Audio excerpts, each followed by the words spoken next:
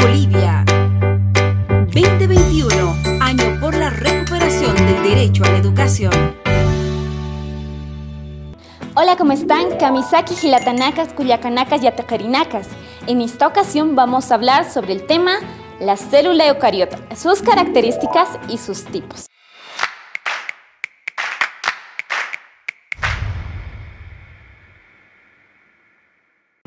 Vamos a profundizar un poquito más sobre el tema.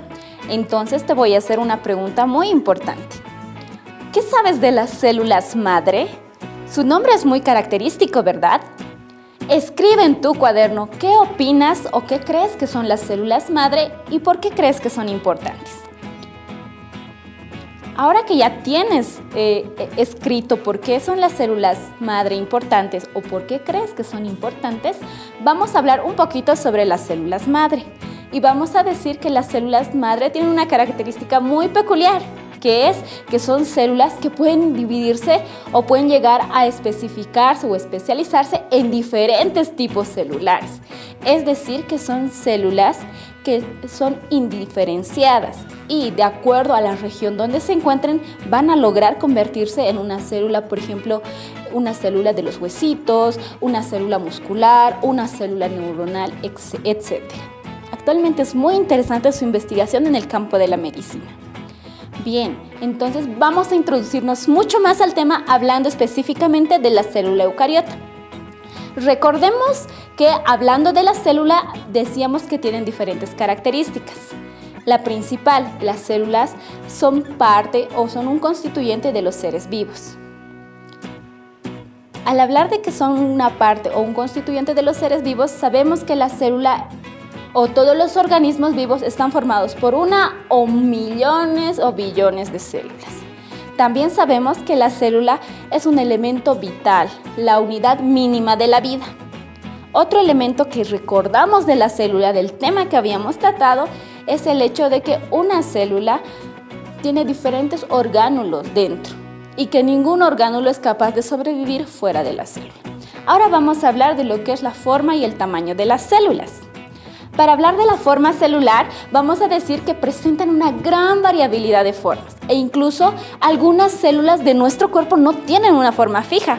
Eso quiere decir que van a adaptar o van a adoptar una forma de acuerdo al medio donde se encuentren. Qué interesante, ¿verdad? También vamos a decir que la forma de la célula va a estar muy relacionada con la función que tienen. Así, una célula muscular no va a ser igual que una célula neuronal. También una célula epitelial no va a ser lo mismo que una célula hepática. Entonces van a adquirir una forma de acuerdo a la función que realizan.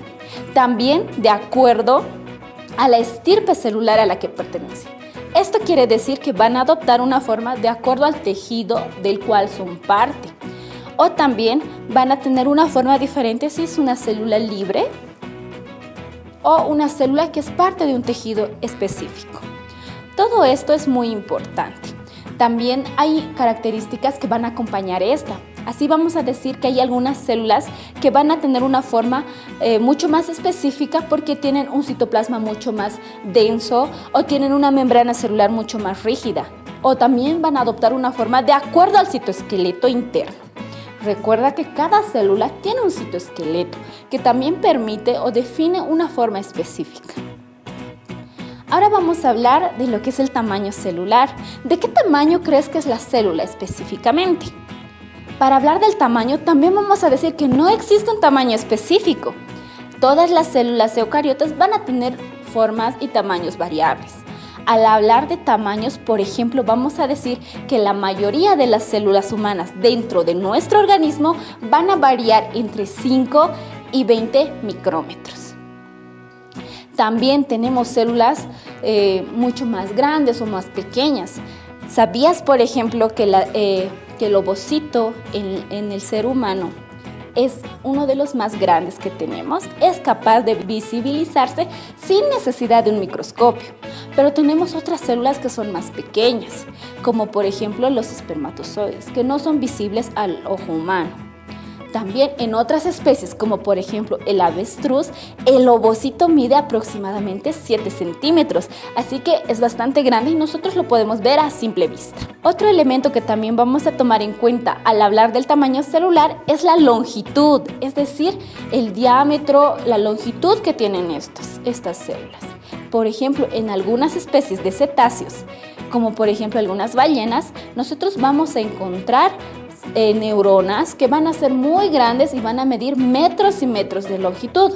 O incluso en el ser humano existe una célula, una neurona específicamente, que podemos encontrarla desde la base del cerebro hasta el dedo gordito del pie. Imagínate, es bastante grande, pero es tan delgada que no es posible visibilizarla solamente con lo que es un microscopio. Ahora vamos a hablar de la longevidad celular. Esto quiere decir la edad de una célula.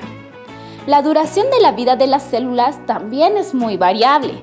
Tenemos células que solo duran 8 horas en nuestro cuerpo. Es muy poquito, ¿verdad? 8 horas. Por ejemplo, las células que están en el epitelio intestinal o en el epitelio pulmonar. Estas células se van a regenerar cada 8 horas en nuestro cuerpo. O tenemos otras células que van a durar toda la vida en nuestro cuerpo y no se dividen, como son las neuronas. La edad que tú tienes es la misma edad que tiene una neurona en tu cuerpo. Entonces vamos a decir que durante la vida de una célula, los orgánulos, si bien muchas células no se dividen u otras se renuevan constantemente, los orgánulos que están dentro de la célula son aquellas que sí se van a renovar constantemente. Decíamos que vamos a hablar sobre las células eucariotas y sobre sus tipos. Entonces vamos a decir que hay dos tipos fundamentales de células eucariotas. Tenemos la célula animal por un lado y la célula vegetal por el otro. Entonces vamos a marcar las características de cada una de ellas. Vamos a decir, por ejemplo, cuáles son las diferencias entre células animales y vegetales. Tanto las células vegetales como las células animales son eucariotas. Es algo en común que tienen, pero son diferentes por las funciones y las necesidades que tienen. Por ejemplo, las células vegetales y animales no son exactamente iguales y tienen diferentes necesidades justamente porque pertenecen a diferentes especies. De esta forma vamos a ver, por ejemplo, que las células vegetales contienen lo que son los cloroplastos, que son un orgánulo específico. Y las células animales no lo contienen. ¿Por qué no lo contienen? ¿Recuerdas que en la anterior clase decíamos que los cloroplastos son muy importantes para la fotosíntesis? Algo muy importante que recordar es que las células animales no realizan fotosíntesis. Así, las especies variadas de animales y el ser humano no realizamos fotosíntesis por una característica específica. Las células animales tienen mitocondrias, que son las que nos dan energía. Las células vegetales también las tienen. Ambas nos dan energía, pero nosotros necesitamos elementos externos para generar energía o todos los elementos necesarios para que nuestras mitocondrias nos mantengan muy bien establecidos. De esta forma vamos a ver, por ejemplo, que los cloroplastos dentro de la célula vegetal tienen una característica específica, que es que van a elaborar azúcares. Sabes que una planta no come azúcares, ¿verdad? Tampoco puede consumir chocolates, dulces o diferentes alimentos. Ella se alimenta básicamente de la tierra y los nutrientes que ésta tiene. De esta forma, la planta necesita azúcares al igual que los animales y los seres humanos. Pero lo que hace la planta es generar azúcares a partir de lo que son los cloroplastos. Los cloroplastos son capaces de hacer azúcares a partir de la luz solar. A este proceso nosotros le llamamos lo que es la fotosíntesis. Al tener esta necesidad específica, las células vegetales necesitan cloroplastos y las células animales no. Otra de las diferencias que vamos a encontrar es que las células vegetales tienen algo denominado una pared celular, que es una capa externa que está rodeando esta célula y le da una forma específica. Así la pared celular se encuentra rodeando todo lo que es la membrana celular. Y de esta forma vamos a ver que las células vegetales tienen una característica específica, que son rectangulares y tienen una forma rectangular muy típica. Y las células animales no tienen esa característica. Qué interesante, ¿verdad? Son algunas de las características que te puedo mencionar de lo que son las células animales y las células vegetales. Ahora, espero que te haya gustado mucho el tema. Vamos a empezar con algunas preguntas que nos van a ayudar a reflexionar sobre el contenido. La primera pregunta que tengo para ti: ¿por qué es importante conocer a profundidad el estudio de las células? Hemos visto que tienen diferentes formas, que tienen diferentes tiempos de vida, que también tienen diferentes tamaños, y vamos a ver que el estudio de la célula se hace en una ciencia específica que es la citología. De esta forma, nosotros somos capaces de conocer diferentes características de cada una de nuestras células e incluso especializarnos para ver cómo es que cada una de estas células hace posible un funcionamiento armónico en nuestro cuerpo. De esta forma, la aplicabilidad del estudio celular es muy amplio. Lo podemos ver en el campo de lo que es la agricultura. Muchos científicos están viendo la posibilidad de ampliar las especies de diferentes alimentos. También vamos a ver que el estudio es tan amplio que vamos a encontrar, por ejemplo, un estudio mucho más relevante en el campo de la medicina con lo que son las células madre. Otra pregunta que tengo para ti: ¿por qué debemos conocer las diferencias entre células animales y células vegetales? Es muy importante conocer estas diferencias porque nos va a permitir comprender mejor a todos los organismos vivos, de tal forma que tenemos claro que una planta no es lo mismo que un animalito. Así, una flor no va a ser lo mismo que un gato, un perrito, etc. Vamos a ver que cada uno de estos organismos tienen características específicas y se denotan desde la unidad básica de la vida, que es la célula. Así, su estudio nos permite conocer de mejor forma lo que es nuestra naturaleza y todos los elementos que están en ella.